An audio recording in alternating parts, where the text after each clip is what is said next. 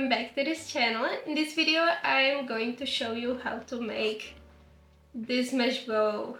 I actually ran out of yarn and that's why the border is different color. So weigh your scraps. But I really like it. I am thinking of doing more color combinations. Maybe black and white or pink and blue. Or pink and red would be really cool, I think. Let me know which should I do. Anyways, the pattern for this bow as well as the other mesh bows will be linked down below, and I would be so grateful if you go check it out, even if you are not planning on buying the pattern. The bows that are included are this one and the smaller size of this, and then there are two sizes of the fishnet bow. And I also have a video tutorial for this one, so I will link that down below as well. Anyways, my name is Maki and I do crochet tutorials and crochet patterns, so if that's interesting to you, please subscribe and, like and comment if you find this video helpful. And let's get into it. So for the larger bow, you will need 20 grams of sport weight yarn. I am using drop saffron. And I wanted to use up this scrap, but I found out later it is only 13 grams. So weigh your scraps, then 3.5mm crochet hook, a yarn needle and some stitch markers. We are going to start by making the base of the bow. First make a slip knot and then chain 125. And if you want to adjust the size of your bow, just make sure your starting chain is an odd number. Once you have 125 chains, let's work on row 1. First chain 2 and then skip the next 4 chains. So 1, 2, 3 and 4 and make a double crochet into the next chain.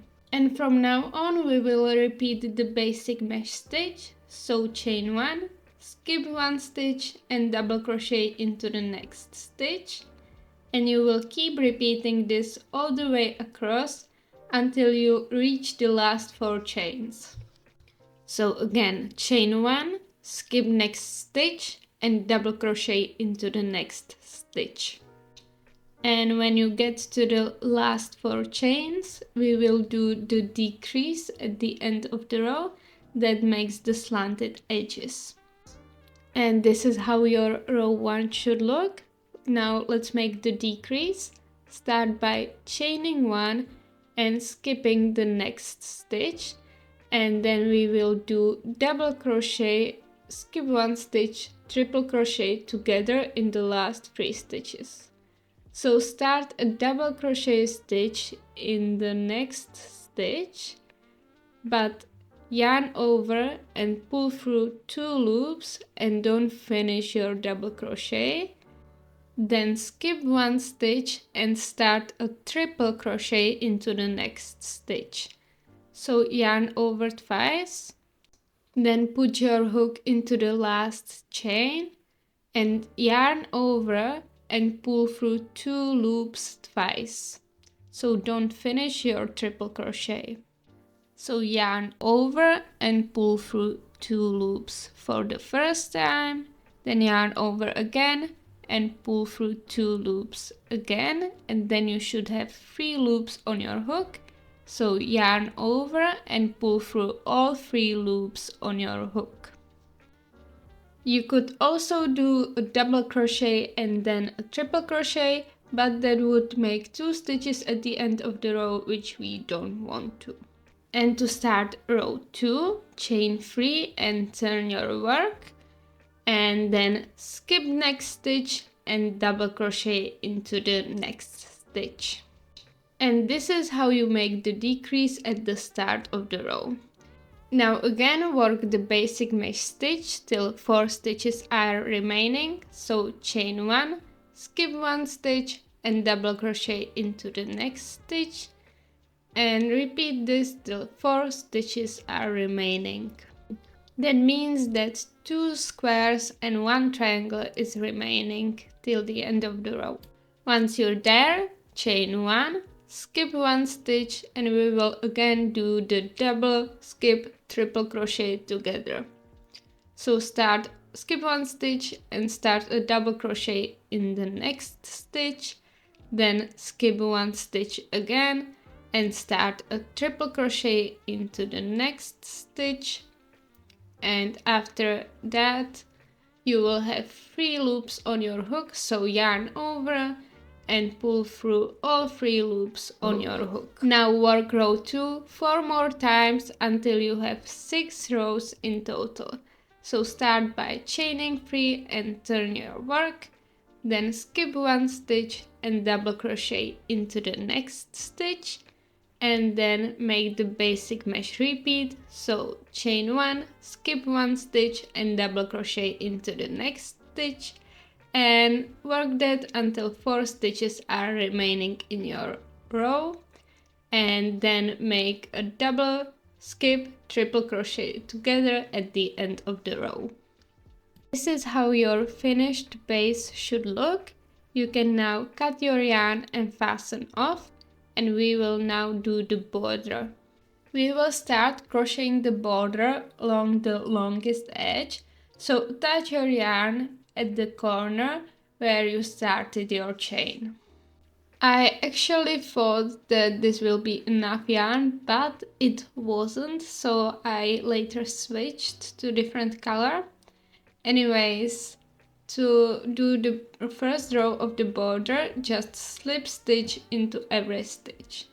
So one stitch where the double crochets are and one stitch where the mesh spaces are. Continue slip stitching into every stitch until you get to the end of the row.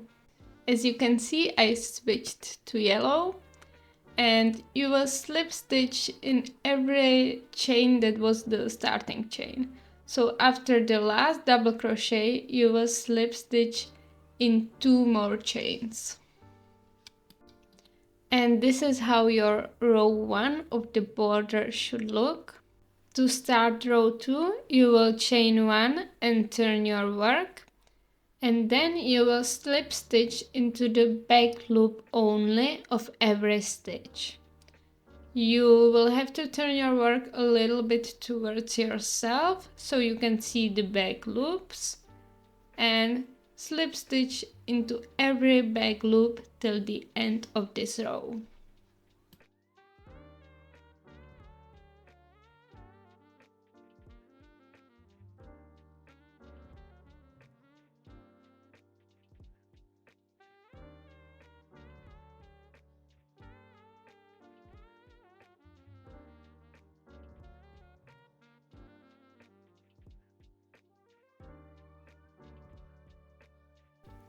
Row 3 of the border is exactly the same as row 2, so when you get to the end of the row, chain 1 and turn your work, and after that slip stitch into every back loop till the end of the row. Now we will do exactly the same along the remaining edges of your base. You don't have to cut your yarn, we will continue crocheting. Start by chaining 1, then make a slip stitch right between the 2 braids of the border and 1 slip stitch after the border. Then you will slip stitch evenly along this edge. It can really depend on your tension, but what works for me is 2 slip stitches in the mesh spaces and 1 slip stitch in the mesh crossing. That is where the mesh lines meet. So make 1 slip stitch and then 2nd slip stitch in the mesh space, and then I will make 1 slip stitch somewhere in the mesh crossing. You will continue making slip stitches evenly all along the remaining edges of the base, but this 2 slip stitches in the mesh space and 1 slip stitch in the mesh crossing, do this just until the corner. And this is how the beginning of the first row looks. Don't worry, it will straighten out. And when you get to the corner, You can do 2 slip stitches for sharp corners, but if you do 2 slip stitches, make sure to do them really loosely, otherwise it will be hard to slip stitch into them when you go back. But I will do just 1 slip stitch in the corner for rounded corners. Now you will again slip stitch evenly along this shorter edge. That means you will do 1 slip stitch into every stitch, or 1 slip stitch into every mesh line and 1 slip stitch into every mesh space. I actually started to do the slip stitches into the mesh space, not into the mesh line, green line. And it made the border to be a little bit closer to the green mesh, as I'm showing you here. So if you do border different color, you can do this here, and you can do this on the bottom edge as well. And when you get to the second slanted edge, you will just repeat what you did on the other side. So if you did 1 slip stitch in the corner, you will do 1 slip stitch. If you did 2 slip stitches, you will do 2 slip stitches. And along the slanted edge, you will again do 2 slip stitches in the mesh space and 1 slip stitch in the mesh crossing. And then you will do 1 slip stitch before the border and 1 slip stitch in between the braids of the border. And to finish this border, you will do 1 slip stitch into the last loop of the border. Then you will chain 1 and turn your work, and rows 2 and 3 is just slip stitching into the back loops of every stitch, and then chain 1 and turn. After you are done with row 3, you can cut your yarn and fasten off, and this is how your finished border should look. And you should now probably block it. I was lazy, so I just quickly steam blocked it, but this is how it looks after blocking. It's not that much of a difference, but the border looks a little bit more even. Now let's fold the bow. Start by folding the bow in half with the wrong sides facing each other, and then fold the bow in half again. And now mark this line with stitch markers. Make sure the line is same amount of squares away from the tip of the tails on both layers. Now you can approximately see how your bow will look, so you can fold the center loop down in the middle and look how long your tails and how long your loops are, and you can adjust this line. And after you are happy with the placement of your stitch markers, you will sew from one stitch marker to the other. You can use your yarn and yarn needle or normal needle and sewing thread, and just sew evenly to the other stitch marker. Make sure you are sewing in the same stitch on both layers, so you will have to turn your work a lot. I sewed in between the braids of the border, then right after the border, and then just once in the double crochets and once in the mesh crossing.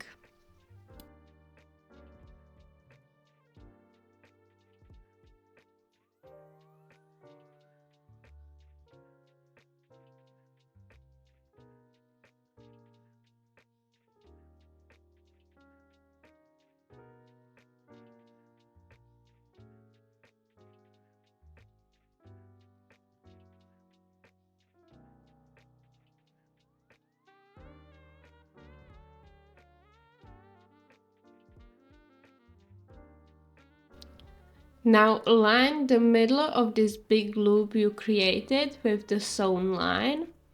This is how it should look. Make sure it's in the middle. And now take a piece of yarn, or I use the yarn from the sewing, and fold the bow from top to bottom. And when you have the bow folded, just tie your yarn around it so it stays like that. We are almost done. Now just the center, And this is how your bow will look after tying the yarn around it. And you can now adjust your tails a little bit and adjust your loops a little bit so it looks a little bit more like a bow. I decided to make the center yellow, or you decided on Instagram, so I take my yellow yarn and I will make a slip knot and then chain 13. Or if you like the bigger center, you can chain 15, but I like my center tight. And the center is exactly the same as the border, so you will now slip stitch into the back loops only of every stitch and then chain 1. For this first row you will just slip stitch into the chain, but for the other 5 rows you will slip stitch into the back loops only and then chain 1 and turn until you have 6 rows in total. And this is how your finished center should look. I recommend leaving longer tail when you finish. And now you can just tie it or sew it around the center of your bow. I will sew it. And after you are done with the sewing, you will just weave in your ends and then you can adjust your bow a little bit, so tack on the tails and the loops to make sure it's perfect. And this is your bow done. So I hope you enjoyed the tutorial and leave me a like and comment if you got this far, and I will see you in the next video. Bye bye!